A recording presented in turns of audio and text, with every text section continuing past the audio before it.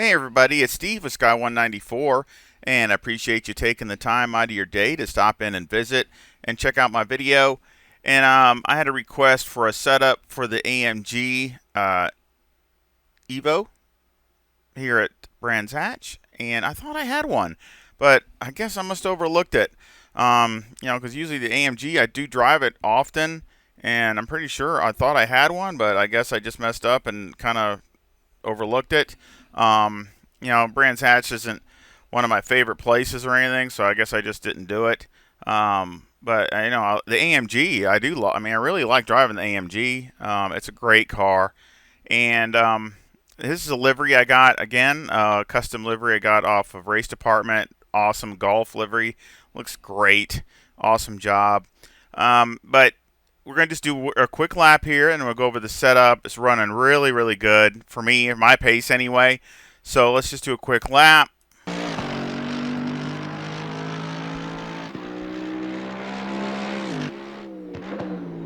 Now you'll notice almost every one of these corners, I'm on the gas about halfway through about right at the apex or just a little bit past it. So again, you want it. Once you get practice, you're going to make it. You want to get on the gas as early as you can. And actually, this corner here, you can use it to help rotate the rear end. You see me getting on the gas to help get the car rotating.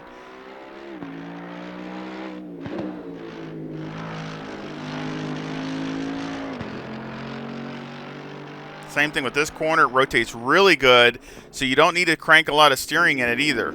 It'll rotate almost on its own just by the throttle. So again, this car rotates really well, but it's got it's planted though. It's not like it's oversteery. You see, I got 48 liters on there. So I started with 55. But it's not, the back end isn't sliding around, so it's really good. Like I said in the beginning, maybe the first lap you just got to be a little cautious because it rotates so well. But that's all. It's nothing major. You see, again, I get on the gas early.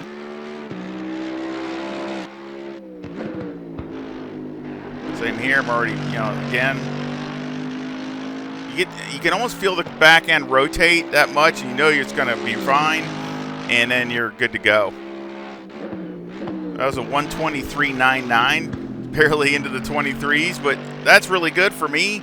And again, like I said, it still had 47 liters, so I mean it's solid pace. I mean that's really pace-wise. I think it's a little bit faster than the Porsche.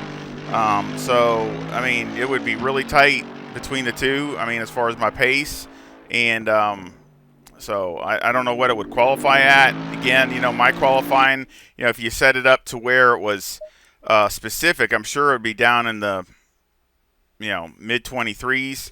But, like me, what I do when I qualify, I don't have really anything specific, as far as a qualifying setup. Usually I just basically, I want to double check my tire pressures are okay, and I just put low fuel in it.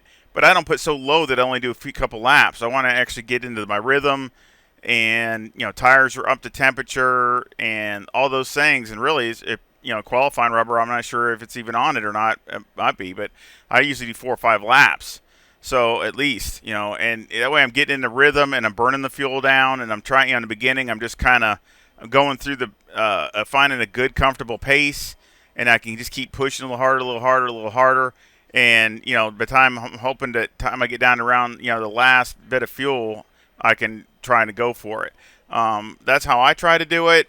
And by then, of course, your tires are well, in your temperature, and all those pressures are up and all those kinds of things.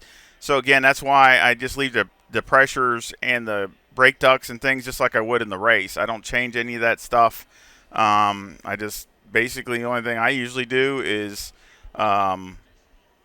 lower the fuel, and that's it. Usually I go, depending on the track, it's usually between 18 and 24 liters.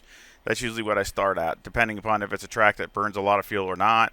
And then, of course, you can do, your own way, but that's just how, I do it as far as trying to, get a good lap in. And again, I want to get a good lap So I'm on the board anyway. And then I go from there. I go and try to just keep improving upon it. Instead of just trying to put all my eggs in one basket, so to speak, and throw one lap in there, or trying to just do 1 or 2 laps, and then it messes up, and I'm having to keep going back and forth to the pits. I just don't do that. I just do it the other way. I'm not the greatest at qualifying though, so that's just me. So you might not want to listen to me as far as on the qualifying part. But I just try to work, and then plus also if I think the balance is off, I might try something that I just see if I like it, some little adjustment for that particular track condition. I might want to try something in whatever, whether it's the shocks, whether it's springs, whether it's whatever, and that way I can also get an idea on qualifying if I like it or I want to try it or not. So again, this is just how I do it. But again, I ran a little bit less fuel and was running some high 23s, but again, it's still all there.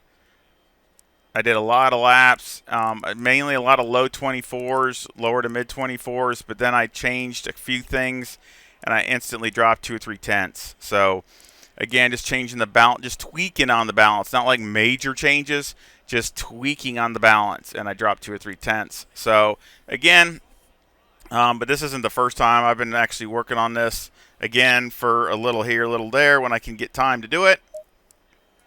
So let's go over the setup.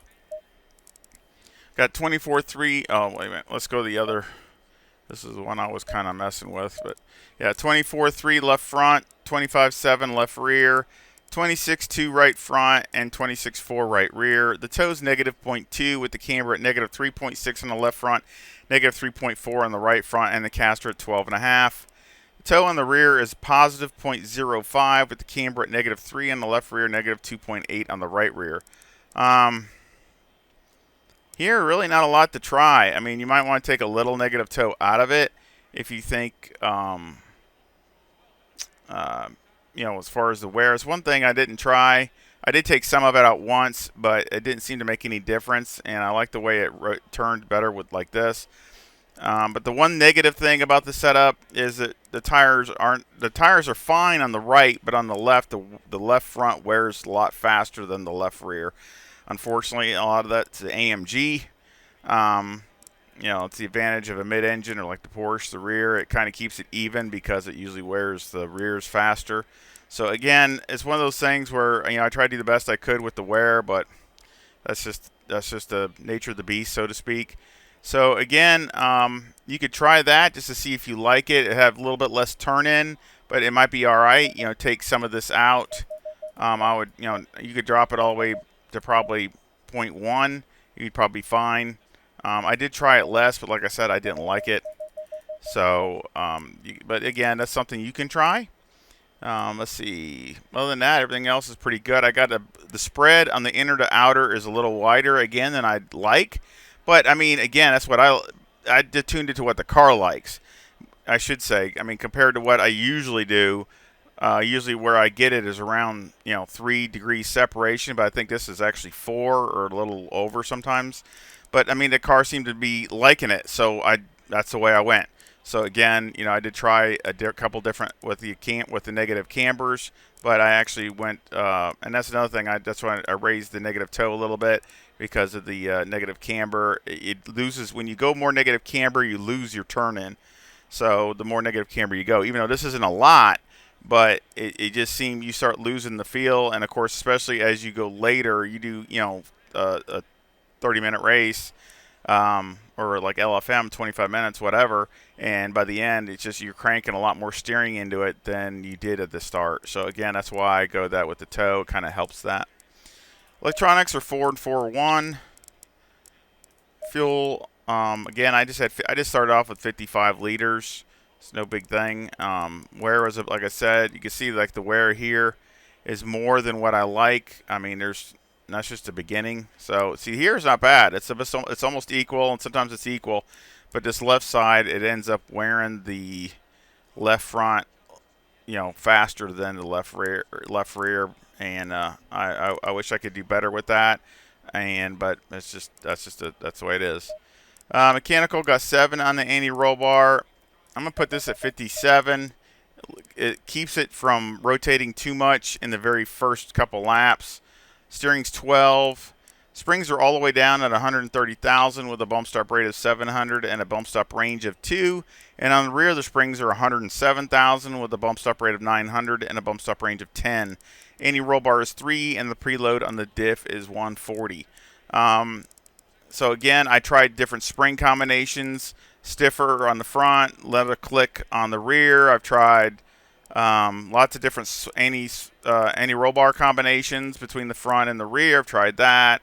Just lots of different things. The diff, I did not a lot with it, but I probably went from 100 to 140, and I again with the with the AMG, just has a lot of power. I just want it to go. I don't want it to get a one-wheel wonder and then you end up losing control. So you probably could go down to 120, 110 to 120 would be all right also. So again, depending on your field, my okay range is between 110 and 140. But again, with the brake bias, you can go all the way down to 55. So again, if you feel like you need to get the car to rotate, it will rotate. Let's say near the last 5 minutes or 10 minutes of a 30 or 45 minute stint, you can go down more in the brake bias and it would help rotate. So again, that's something you can do right away as soon as you can. Just again, not a lot of trail braking with this car. This thing rotates pretty good on its own, so try to keep the braking mostly in a straight line other than the hairpin. The hairpin, you can obviously use a lot of brakes and trail brake going all the way around, and but that's about it. I mean, most of the other corners you want to brake and just brake going straight and then rotate the car. I mean, this thing's, again, it's got plenty of rotation. Shocks, we got 1, 3, 4, 10, and on the rear we have 1, 0, 1, 5. So again, a little bit different, but this is all dialed in by Motec, and I think they came in pretty good. I mean, again, this is like Olton Park. I mean, you get a lot of bumps and a lot of dips and things like that, so you don't have the perfect, nice looking graphs that you have at some other tracks, but they're not terrible. I mean, they're just not as perfect, but the numbers still come in really good. They all were right there, right around 50. So I think it's actually really good. Aero, we got 45 in the front, 75 in the rear with a 10 wing, a 4 on the splitter, and a 5 and a 4, and a brake ducts. And the front aero variation is a negative 0.8. So again, here I did try 9. So if you think you can hold on to it, you can go down one more click and go to 9. But I like this better. It just had a lot more stability and a lot more confidence with the car. So, and also if you have a longer stint, let's say you have you're racing in something that's the 45-minute race or something like that, you might want to go one more click, 1 to 2 clicks up on the front splitter, but that's about it. Other than that, I would leave it where it's at. That's about it. Other than that, I think it's pretty solid. Again, the rear's going to come up on this. If you notice, see, it comes up 2 where the front doesn't move. So again, that's you got to keep that in mind, that the rear end of the car is going to come up when the fuel comes off. But again, I think it's, the pace was really solid. It was just as good a pace as that I had with the Porsche, running a lot of lower to mid 24s, I'm sorry. And then, of course, I even had that high 23, so really high 23. But again, I think there's more there, especially in the weather. I mean, obviously, if you had high teens or 20 degrees and the track was cooler and stuff, it would be probably running high 23s consistently. So again, I think it's a solid setup, really good, just different, and again, it's a little different than the Porsche. I mean, the Porsche, obviously they're different, but I mean, it's just for me, you got to really get some practice time behind the wheel, because of course, this is my excuse anyway. I mean, I drive so many different cars that sometimes it takes a little while to really get into that car as far as what it likes, what it doesn't like, and as far as just being driven. I mean, you can't drive it into the corners like the Porsche. You got to just brake it a little early, just a little early. I mean, I'm not talking a lot. I'm just talking a little bit, and let the car work. I mean, a couple laps I kind of messed up because I tried to drive it in too much, and I went off into the dirt and things like that and had to come back, lost a whole bunch of time. So, sometimes it'll bite you if you try to drive it too hard. If you just get on the brakes, let the car rotate, and let the car do the job instead of really just manhandling it through the corners. It'll just go. It just goes and handles good and is quick. But if you try to drive it into the corner, in the corner entry, yeah, it'll just not like it. So again, it's just a different style. But again, I like that. I mean, again, I'm not saying that as a negative. It's just a different way, and that's one of the things that I enjoy ACC the most is I can get the enjoyment out of how unique each car is. That's, to me, is a lot of the fun because it's not like it's all just one thing. You get in one car and the other one has a different sound, but they pretty much drive the same. That's, to me, and I know I sound like a fanboy, and I guess I probably am, but I really enjoy ACC even after all these hours, thousands and thousands of hours. But it is nice just to drive one of the cars for what that car is compared to other cars, and I really enjoy it. And I think it's just I still get enjoyment just driving the cars around the track, even if I'm not trying to look for the every tenth of a second. So. And that's, to me, the difference between, that's when you have it all the box checked as far as the sound, the graphics, the way the car reacts, how it drives. That's why I guess I'm just a big fan of ACC. So I like a lot of other sims too. So I'm not knocking the other ones.